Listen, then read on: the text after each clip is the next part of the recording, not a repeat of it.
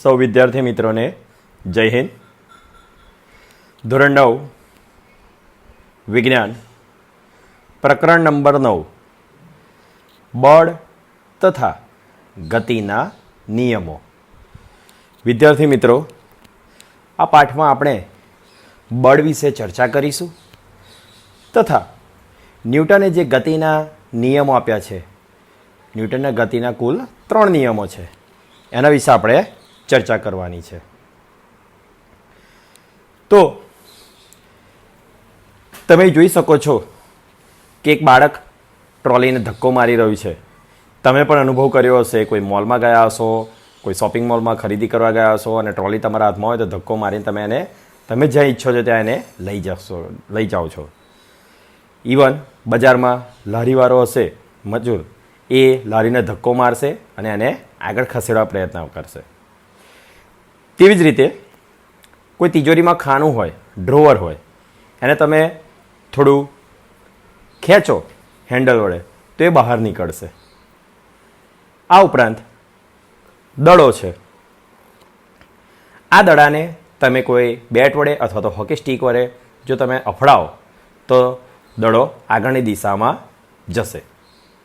આ તમામ અનુભવો વિદ્યાર્થી મિત્રો તમે રોજિંદા જીવનમાં અનુભવ કર્યો હશે. એટલે કે દૈનિક જીવનમાં આપણે જોઈએ છીએ કે એક સ્થિર વસ્તુને ગતિમાં લાવવા કે ગતિશીલ વસ્તુને અટકાવવા માટે આપણે કંઈક પ્રયાસ કરવો પડે છે, એટલે કે એના ઉપર કંઈક કાર્ય કરવું પડે છે. દાખલા તરીકે કોઈ તમારો મિત્ર છે, કોઈ સ્પીડમાં દડો તમારી તરફ ફેંકે છે, ગબડાવે છે. જો તમારે એને રોકવો હશે તો વચ્ચે હાથ મૂકશો, પણ થોડું બળ અથવા કાર્ય વાપરવું પડશે તો એ દડો અટકી જશે, અથવા તો એને જો તમે દિશા આપશો તો એ બીજી દિશામાં ફંટાઈ જશે. એટલે કોઈ પણ ગતિશીલ વસ્તુને અટકાવવા અથવા તો સ્થિર વસ્તુને ગતિમાં લાવવા માટે એના ઉપર કાર્ય કરવું પડે છે, કંઈક પ્રયાસ કરવો પડે છે. કોઈ વસ્તુની ગતિની અવસ્થા બદલવા માટે તેને ખેંચવી પડે, ધકેલવી પડે કે આઘાત લગાડવો પડે છે. બળનો ખ્યાલ વસ્તુને આ રીતે ખેંચવા, ધકેલવા કે ઠોકર લગાડવા પર આધારિત છે. વાસ્તવમાં બળ આપણે જોયું નથી કે અનુભવ્યું નથી, તેમ છતાં આપણે આ બળનો અનુભવ કરી શકીએ છીએ. કોઈ વસ્તુ પર બળ લગાડવામાં આવે ત્યારે શું થાય છે તેના વર્ણન પરથી જ તેને સમજાવી શકાય છે. વસ્તુને ખેંચવી, ધકેલવી કે આઘાત લગાડવો, આ બધી પ્રક્રિયાઓ વસ્તુને ગતિમાં લાવવા માટેની પ્રયુક્તિઓ છે, અથવા તો જે ગતિમાં છે એને અટકાવી શકાય છે. ત્યારબાદ હવે જોઈએ કે કોઈ પદાર્થ ઉપર આપણે બળ લગાડીએ છીએ અથવા તો કોઈ કાર્ય કરીએ છીએ તો એની અવસ્થામાં અથવા તો એના આકારમાં કોઈ ફેરફાર થાય છે. અહીં તમે એક સ્પ્રિંગ જુઓ છો. સ્પ્રિંગ તમને ખબર હશે, આ સ્પ્રિંગને હું બે સાઈડથી ખેંચીશ, બરાબર, એક છેડે અને બીજા છેડેથી હું ખેંચી રહ્યો છું તો સ્પ્રિંગ થોડી વાઇડ, પહોળી થશે. પણ જો જેવી છોડી દઈશ એટલે શું થશે? ફરી પાછી મૂળ સ્થાને આવી જશે. તો અહીં જ્યારે એના પર મેં કાર્ય કર્યું, એને બંને સાઈડથી ખેંચી તો એ થોડી લાંબી થઈ, એમાં ખેંચાણ બળ ઉત્પન્ન થયું. પણ જેવી છોડી એટલે ફરી પાછું મૂળ સ્થાને આવી જાય છે. બીજું ઉદાહરણ લઈએ તો એક દડો છે. આ દડો છે એને એ પ્રેસ થઈ શકે, એટલે કે દબાઈ શકે તેવો દડો છે. હવે એને બંને બાજુથી તમે એને દબાવો તો શું થશે? શું એ ગોળનો ગોળ જ રહેશે? ના, એ પોતાનો થોડોક આકાર બદલશે, એટલે કે લંબગોળ થશે, બરાબર છે.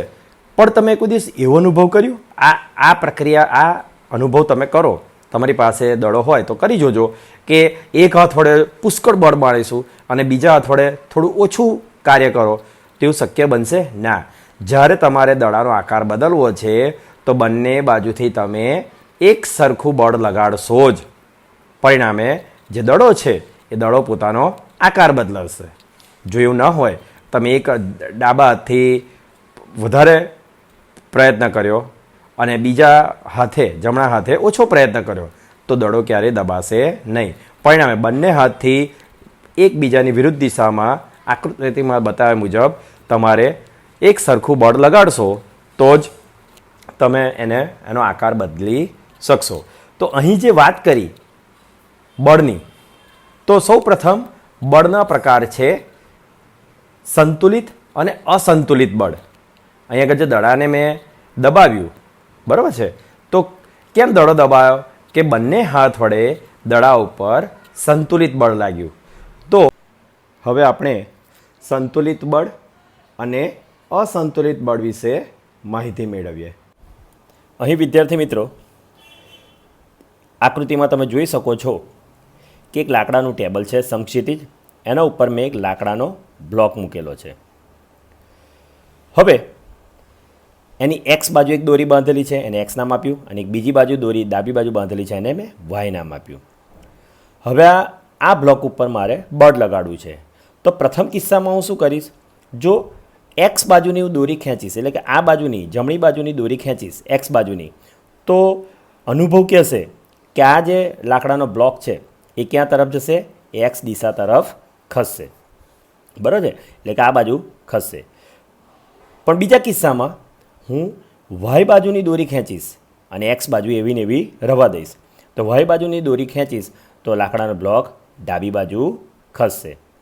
એટલે કે જે બાજુ બળ લાગ્યું છે, ખેંચાણ ઉત્પન્ન થયું છે, તે બાજુ આપણને એ બ્લોક ખસતો દેખાશે.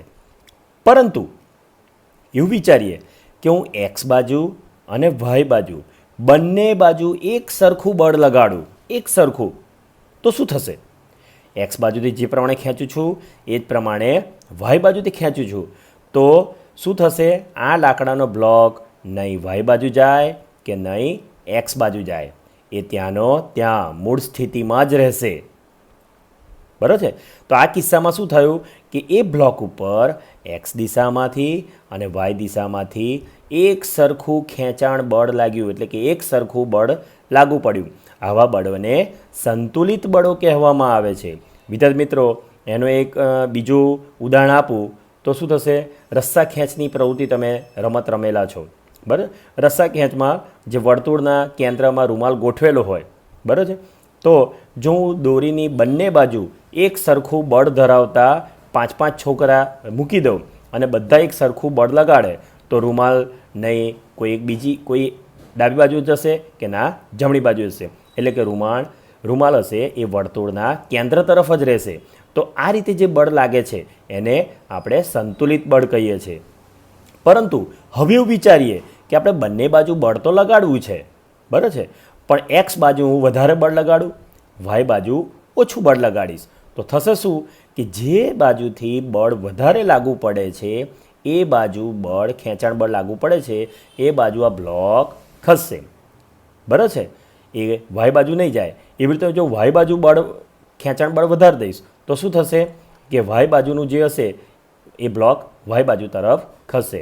રસ્સા ખેંચની રમતમાં ફરી આવીએ તો જો એક બાજુ 5 વિદ્યાર્થીઓ રાખું અને બીજી બાજુ 10 ગોઠવી દઉં અને પછી રમત રમાડીએ, તો સ્વાભાવિક છે તમને ખબર પડી જશે કે 10 વિદ્યાર્થીઓ છે ખેંચાણ બળ વધારે રાખશે, પરિણામે રૂમાલ એ ટીમ તરફ જશે. તો જે પ્રથમ કિસ્સામાં જે બ્લોક સ્થિરનો સ્થિર રહ્યો, તો ત્યાં આગળ કેવું બળ લાગ્યું હશે? સંતુલિત બળ લાગ્યું હશે. અને આ સંતુલિત બળ એકબીજાની અસર નાબૂદ કરશે, પરિણામે બ્લોક ત્યાંનો ત્યાં જ રહેશે. એ પદાર્થ ગતિમાં આવશે નહીં, સ્થિરનો સ્થિર જ રહેશે.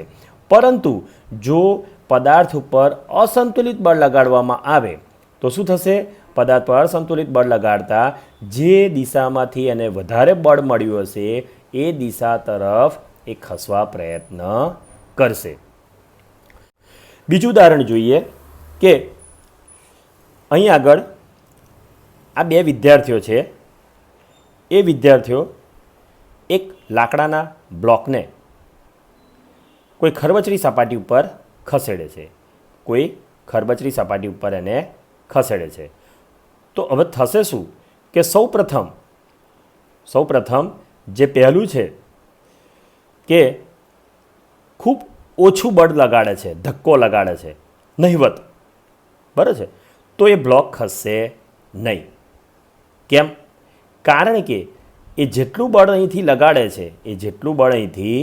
લગાડે છે આ દિશામાં, તમે જુઓ કે આની લંબાઈ જોજો, આ બળને બતાવ્યું છે, બરાબર ને? તો અહીં જેટલું બળ લગાડશે એની વિપરીત દિશામાં, એની વિરુદ્ધ દિશામાં અહીં નીચે ઘર્ષણ બળ લાગશે. ઘર્ષણ બળ તમને ખ્યાલ હશે કે ખરબચડી સપાટી ઉપર આપણે કોઈ વસ્તુને સરકાવી હોય તો જલ્દીથી સરકાવી શકાય નહીં, ત્યાં આગળ ઘર્ષણ બળ લાગવું પડશે. પરિણામે અહીં આગળ જેટલું બળ લગાડશે નહિવત, તો એના વિરુદ્ધમાં એટલું જ ઘર્ષણ બળ ઉત્પન્ન થશે. પરિણામે એ બ્લોક ખસાશે નહીં. હવે બીજો કિસ્સો જોઈએ. બીજા કિસ્સામાં થાય છે શું કે આ બંને વિદ્યાર્થી ભાઈ બહેનોએ શું કર્યું કે થોડા જે ધક્કા બળ હતું એમાં થોડો વધારો કર્યો. તો થશે શું કે હજુ નીચે ખરબચડી સપાટી છે એટલે ત્યાં આગળ એ બળને નાબૂદ કરશે. એટલે કે અહીં આગળ સંતુલિત બળ તૈયાર થશે. અહીં જેટલું બળ લગાડે છે એટલું જ બળ અહીં આગળ લાગુ પડે છે. પરિણામે અહીં બ્લોક ખસશે નહીં, એવી ને એવી સ્થિતિમાં રહેશે. હવે જો ત્રીજી આપણે ચર્ચા કરીએ ત્રીજાની અંદર, તો થશે શું કે તમે જોઈ શકો છો કે આ એને જે ધક્કો લગાવ્યો, જે બળ લગાડ્યું તો કેટલું વધારે છે, ખૂબ જોરથી એને ધક્કો માર્યો અને એની સાપેક્ષે અહીં શું થયું કે ઘર્ષણ બળ ઓછું હતું. પરિણામે બ્લોક અહીં આ એરો બતાવ્યો છે આગળની દિશામાં ખસશે. તો તમે કહી શકશો કે પ્રથમ કિસ્સામાં શું હતું? પ્રથમ કિસ્સામાં આ દિશામાં લાગતું બળ અને નીચે ઘર્ષણ બળ સમાન રહ્યા. પરિણામે સંતુલિત બળ તૈયાર થયું અને બ્લોક ખસ્યો નહીં. બીજા કિસ્સામાં થોડું વધારે બળ લગાડ્યું તો પણ ઘર્ષણ બળ એટલું અસર નાબૂદ કરી દીધી. પરિણામે બ્લોક ખસ્યો નહીં, એટલે કે સંતુલિત બળ લાગ્યું. પણ ત્રીજા કિસ્સાની અંદર આપણને શું જોવા મળ્યું? તો ત્રીજા કિસ્સાની અંદર તમે જોઈ શકો છો કે અહીં આગળ બળ ખૂબ વધારે લગાડતા જે ઘર્ષણ બળ હતું એ એના કરતાં ઓછું હતું. પરિણામે બ્લોક આગળ ખસ્યો, એટલે કે અહીં આગળ અસંતુલિત બળ લાગ્યું. પરિણામે જો સંતુલિત બળ હશે તો પદાર્થની અવસ્થામાં કોઈ જ ફેરફાર થશે નહીં, કોઈ જ ફેરફાર નહીં થાય. એ સ્થિર અવસ્થામાં હશે તો સ્થિર અવસ્થામાં જ રહેશે, અથવા ગતિમાં હશે તો ગતિમાં જ રહેશે. પરંતુ જો અસંતુલિત બળ લગાડવામાં આવે તો જે જગ્યાએ બળ વધારે હશે એ દિશા તરફ પદાર્થ ગતિ કરવા લાગશે અથવા તો સ્થિર અવસ્થામાંથી એ થોડો ખસશે. મુદ્દે અહીં આગળ એમ કહેવા માગે છે કે સંતુલિત બળની અસર હેઠળ પદાર્થ પોતાની સ્થિતિ જાળવી રાખે છે, જ્યારે અસંતુલિત બળની અસર હેઠળ પદાર્થ પોતાની સ્થિર સ્થિતિ અથવા તો ગતિમાન સ્થિતિ જાળવી રાખતો નથી અને પોતાની અવસ્થામાં બદલાવ કરે છે. તો વિદ્યાર્થી મિત્રો, આના ઉપરથી ન્યૂટનની ગતિનો પ્રથમ નિયમ આપણે સમજીએ. તો ન્યૂટનની ગતિનો પ્રથમ નિયમ એને આપણે એક પ્રયોગ દ્વારા સમજીએ. મારી પાસે એક ઢોળાવવાળી એક સપાટી છે. તમે જોઈ શકો છો કે એક ઢોળાવ અહીંયા આમ જાય છે અને એની બિલકુલ સામેની સાઈડ બીજો ઢોળાવ છે, એટલે કે વી શેપમાં છે. હવે આપણે જાણીએ છીએ કે જો હું આ ઢોળાવની આ સપાટી ઉપરથી એક લખોટી ગબડાવીશ, બરાબર, તો એ આ ટોચ ઉપર હશે તો પહેલાં કેવી હશે? સ્થિર હશે. પણ જેવી એ લખોટીને હું હાથમાંથી છોડીશ અથવા તો એના ઉપર બળ લગાડીશ તો થશે શું કે એ લખોટી ગબડીને આગળ આવશે, વધારે આગળ આવશે. એ જેમ જેમ આગળ આવશે એમ એમ એના વેગમાં વધારો થતો જશે.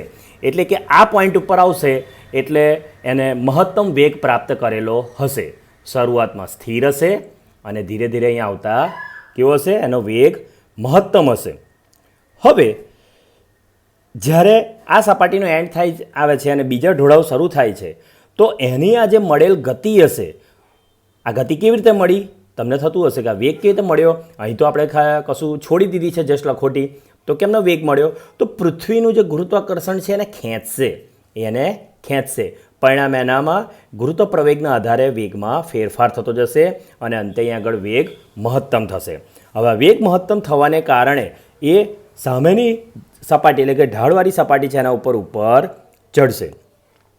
તો આ પ્રયોગમાં એવું કહેવામાં આવે છે કે જો આ સપાટી ઘર્ષણ રહિત વિચારવામાં આવે, ઘર્ષણ રહિત એટલે એ સહેજ પણ ખરબચડી નથી અને એકદમ લીસી છે, જેના પર ઘર્ષણ બળ શૂન્ય છે. જો એવી સપાટી હોય તો અહીં જેટલી મહત્તમ ઊંચાઈ ઉપરથી આને સરકાવી હશે લખોટીને તો એટલી જ મહત્તમ ઊંચાઈ અહીં આગળ પ્રાપ્ત કરશે. એટલી જ અહીં ઊંચાઈ મહત્તમ પ્રાપ્ત કરશે, આ જગ્યાએ આવશે.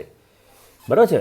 તો આ એમ કહેવા માગે છે કે કોઈ વસ્તુ ઉપર આપણે બળ લગાડતા જો એના સંપર્કમાં રહેલી સપાટી બિલકુલ ઘર્ષણ રહિત હશે તો એ નિરંતર એ પોતાની ગતિ ચાલુ રાખશે. પણ ગેલેલિયો એક મહાન વૈજ્ઞાનિક થઈ ગયા. એમણે સૌપ્રથમ ઘર્ષણ બળની શોધ કરી હતી અને આ ઘર્ષણ બળને કારણે જ તમે નોટપેન વડે લખી શકો છો, જમીન ઉપર ચાલી શકો છો, વાહનોના ટાયર રોડ ઉપર દોડી શકે છે. તો એ ગેલેલિયોએ જે ઘર્ષણ બળ શોધ્યું એને લીધે જે ઘર્ષણ બળ હોય છે એ આની ગતિને અવરોધે છે. તો સંપૂર્ણ ઘર્ષણ રહિત એવી સપાટી આપણે વિચારી શકાય નહીં કે કોઈક ને કોઈક તબક્કે એનામાં ઘર્ષણ બળ જોવા મળે. પણ અહીં આગળ ન્યૂટનની ગતિમાં તમને પ્રથમ એમ કહેવા માગે છે કે જેટલી ઊંચાઈ પરથી ઘર્ષણ રહિત સપાટી ઉપર કોઈ વસ્તુને છોડવામાં આવે તો એ આ જગ્યાએ મહત્તમ વેગ પ્રાપ્ત કરે છે અને ત્યાર પછી એ સામેની દિશામાં એટલી જ ઊંચાઈ પ્રાપ્ત કરવા માટે જાય છે. પરંતુ જો ઘર્ષણ રહિત વિચાર કરવામાં આવે, હવે હું ઢાળ બદલું છું. દાખલા તરીકે આ એક અહીં આગળ તમે જોઈ શકો છો કે એક ઢાળવાળી જગ્યા છે, એના ઉપરથી મેં લખોટી અહીં આગળ હું છોડી દઉં છું. તો થશે શું કે અહીં આગળ આવશે તો એ શું થશે, ત્યાં આગળ એનો મહત્તમ વેગ પ્રાપ્ત થશે. હવે સામે મેં બીજો જ એટલી હાઇટવાળી ઊંચાવ ઢોળાવવાળી મેં સપાટી લીધી. તો એ શું કરશે, એ એટલી હાઇટ ઉપર અહીં આગળ જેટલી અહીં હાઇટ હશે એટલી જ હાઇટ ઉપર અહીં આગળ ચડશે. પણ બીજા કિસ્સામાં મેં શું કર્યું, આ ઢાળને મેં નમાવી દીધો. તો થશે શું કે અહીં આગળ એનો વેગ તો પ્રાપ્ત છે, વળી એને ઉપર ચડવા માટે ગુરુત્વાકર્ષણની વિરુદ્ધ જવું પડશે નહીં. આ કિસ્સામાં એને ગુરુત્વાકર્ષણની વિરુદ્ધ દિશામાં ઉપરની દિશામાં જવું પડશે અને ગુરુત્વાકર્ષણ એને નીચે ખેંચશે. પરિણામે એટલી ઊંચાઈ સુધી જશે નહીં. પરંતુ જો ઢોળાવું નીચો પાડી દઉં તો થશે શું કે અહીં આગળ જે અંતર કાપ્યું હતું એના કરતાં થોડુંક વધારે અહીં અંતર કાપશે. ફરીથી મેં નવો ઢોળાવ પસંદ કર્યો, થોડો નીચે લાવ્યો તો એની આગળના કિસ્સામાં જે એની ઊંચાઈ પ્રાપ્ત કરી હતી, જે અંતર કાપ્યું હતું એના કરતાં વધારે દિશા તરફ જશે. તો એક તબક્કે એવું વિચારીએ કે આ ઢાળ પછી હું સીધે સમક્ષિતિજ લાવી દઉં, હું સીધી સમક્ષિતિજ સપાટી મૂકી દઉં તો થશે શું કે આ લખોટી અહીં આગળ આવતા મહત્તમ વેગ પ્રાપ્ત કરશે અને એ જો ઘર્ષણ રહિત સપાટી હશે, ઘર્ષણ રહિત આ સપાટી કેવી ઘર્ષણ રહિત હશે તો આ લખોટી આ માર્ગ ઉપર ચાલ્યા જ કરશે, એની પોતાની ગતિની અવસ્થા જાળવી જ રાખશે. બરાબર છે. એટલે અહીં જ્યારે પદાર્થ સ્થિર હતો તો સ્થિર હતો એટલે એના કોઈ જો બળ નહીં લગાડો તો એવો ને એવો જ રહેશે. પણ જો એને બળ લગાડતા છોડી દેવામાં આવે તો વેગ પ્રાપ્ત કરશે અને એ વેગ નિરંતર એ જાળવી રાખશે. પણ આગળ મેં સૂચના આપી તેમ કે ઘર્ષણ સંપૂર્ણ 100% ઘર્ષણ રહિતવાળી સપાટી આપણે વિચારી શકાય નહીં. પરિણામે થશે શું કે આ જે સંપૂર્ણ ઘર્ષણ રહિત સપાટી છે એ આપણે એને ઘર્ષણ તો હશે જ એટલે થોડા અંતર સમય પછી શું થઈ જશે, અટકી જશે. તો અહીં આગળ એ જે વાત કરી કે જો ઘર્ષણ રહિત સપાટી હશે, ઘર્ષણ બળ સહેજ પણ નહીં હોય તો ગતિમાં રહેલો પદાર્થ નિરંતર અનંત અંતર સુધી એની ગતિ ચાલુ રાખશે.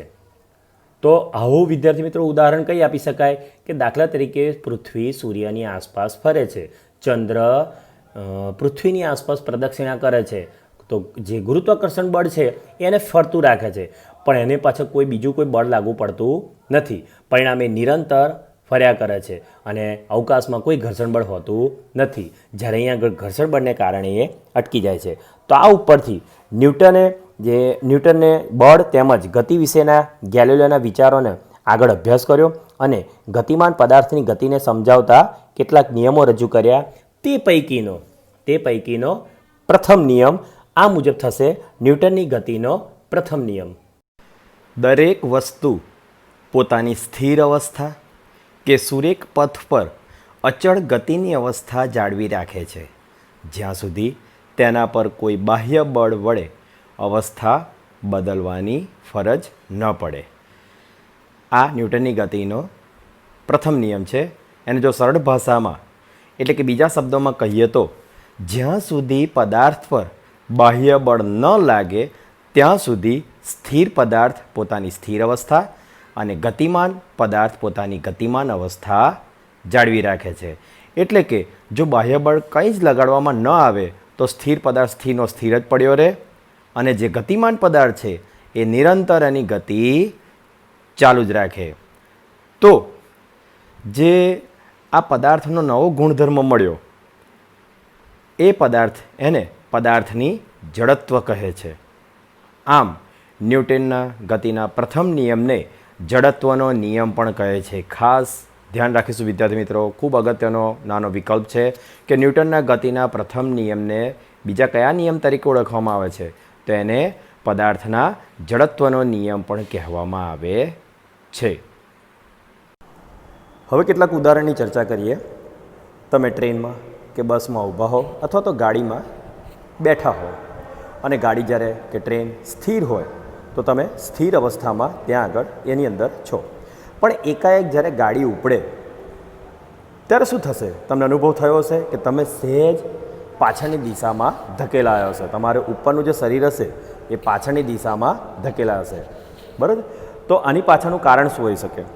અથવા તો તમે સ્પીડમાં કોઈ ગાડી પર કે બાઇક પર કે ટ્રેનમાં જઈ રહ્યા છો ને અચાનક જ્યારે વાહન ચાલક એને બ્રેક લગાવે છે અને વાહન ધીરું પડી જાય છે ત્યારે શું થાય છે? આપણે સહેજ આગળની તરફ ઝૂકી જઈએ છીએ. તો જ્યારે ગાડી ઉપડે છે ત્યારે પાછળની સાઈડ સહેજ નમીએ છીએ અને ગાડી અચાનક બ્રેક મારીને ઊભી રહે છે ત્યારે આપણે આગળની દિશામાં ઝૂકીએ છીએ. તો આની પાછળનું મુખ્ય કારણ છે જડત્વ. બરાબર છે? એ જડત્વને કારણે આપણે આવી પ્રતિક્રિયા આપે છે. જ્યારે વાહન ચાલતું હોય છે અથવા તો બંધ હોય છે ત્યારે આપણે એક દળ હોવાને કારણે આપણું એક જડત્વ ધારણ કરી લઈએ છીએ અને જ્યારે ઉપડે છે અથવા તો રોકાય છે ત્યારે શું થાય છે? એ જડત્વનો આપણે દર્શાવીએ છીએ અને જે ગતિ છે એનો વિરોધ કરીને આપણે આગળ અથવા પાછળની તરફ ઝૂકીએ છીએ. બીજું ઉદાહરણ જોઈએ.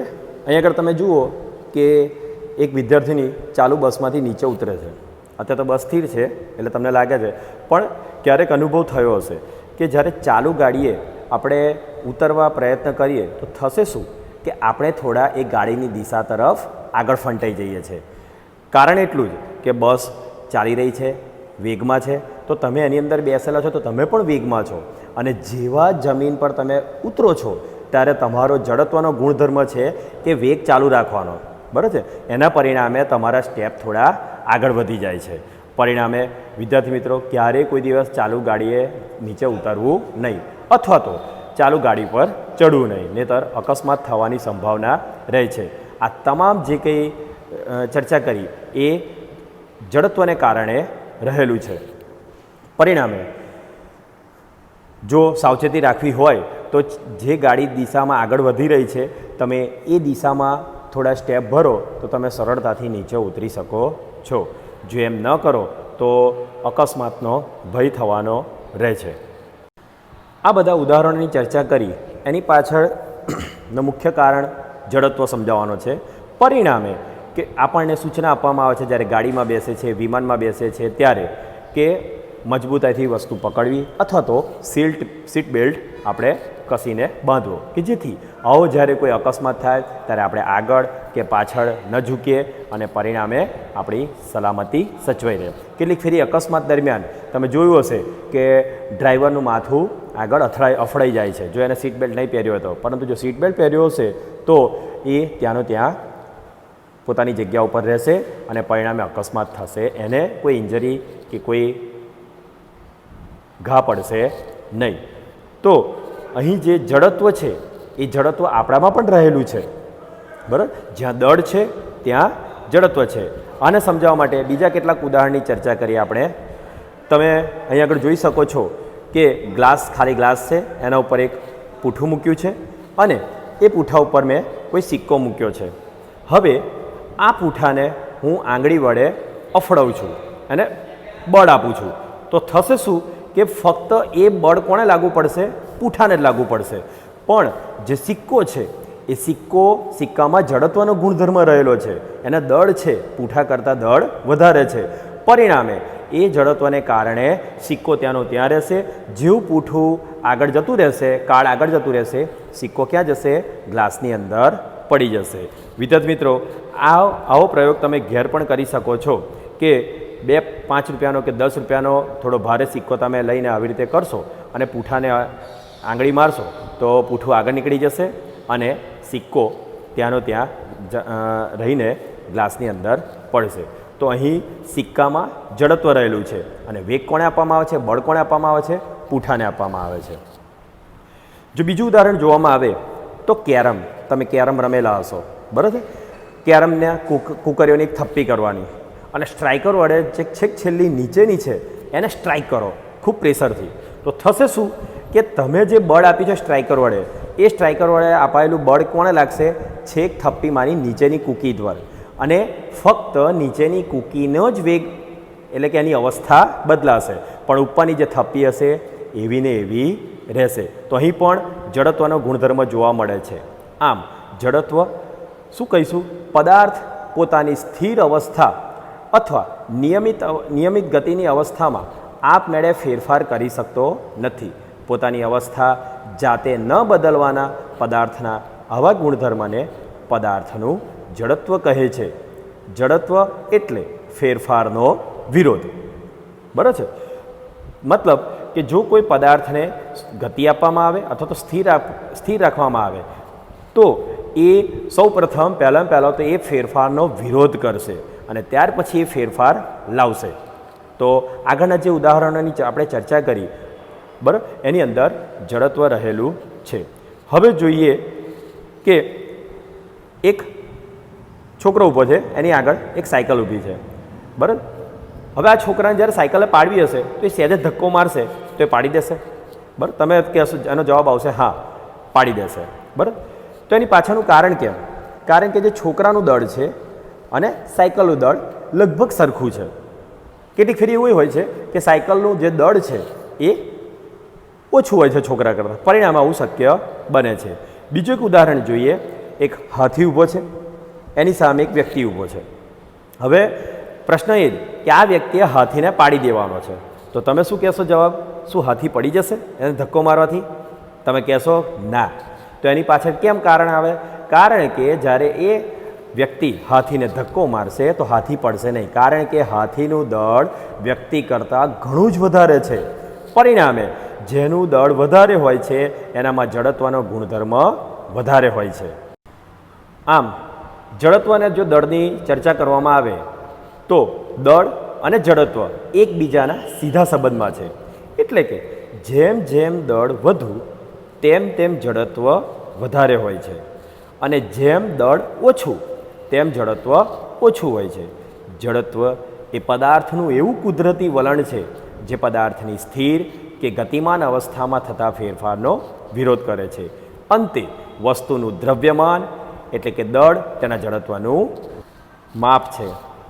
તો અહીં ન્યૂટનના ગતિના પ્રથમ નિયમને આપણે ચર્ચા કરી. અસ્તુ વિદ્યાર્થી મિત્રો,